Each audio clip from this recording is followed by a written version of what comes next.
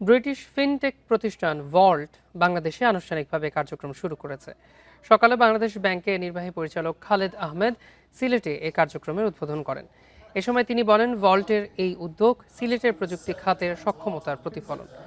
স্থানীয় মার্চেন্টদের ডিজিটাল লেনদেনে যুক্ত করতে যুক্তরাজ্যের এই উদ্যোগ দেশের ডিজিটাল অর্থনীতির বিকাশে ভূমিকা রাখবে বলেও আশা প্রকাশ করেন তিনি। আয়োজকরা জানান, ভল্ট যুক্তরাজ্যের হসপিটালিটি খাতে পেমেন্ট সলিউশন ও পয়েন্ট অফ সেল সেবা দিয়ে আসছে। বাংলাদেশের কার্যক্রম শুরুর মাধ্যমে যুক্তরাজ্যে অর্জিত অভিজ্ঞতার ভিত্তিতে দেশের হসপিটালিটি খাতে ডিজিটাল পেমেন্ট ও ফিনটেক সেবা সম্প্রসারণ করা হবে। একই সঙ্গে ভল্টের বৈশ্বিক কার্যক্রম পরিচালনায় বাংলাদেশ ভিত্তিক প্রযুক্তি সক্ষমতাও ব্যবহৃত হবে। সিনক্রোনাইজিং আছে বা কোঅর্ডিনেশন আছে, বাংলাদেশে হয়তো কোথাও কোথাও গিয়ে ব্রেক হবে, সেখান থেকে ব্যাক বললে চলবে না। আপনাদের দৃঢ়তার সাথে এবং অত্যন্ত ধৈর্যের সাথে এটাকে ফেস করে আগাইতে হবে। এটাকে একটু ফ্রুটফুল পর্যায়ে নিয়ে আসতে অথবা মিনিংফুল পর্যায়ে নিয়ে আসতে অনেক সময় লাগবে।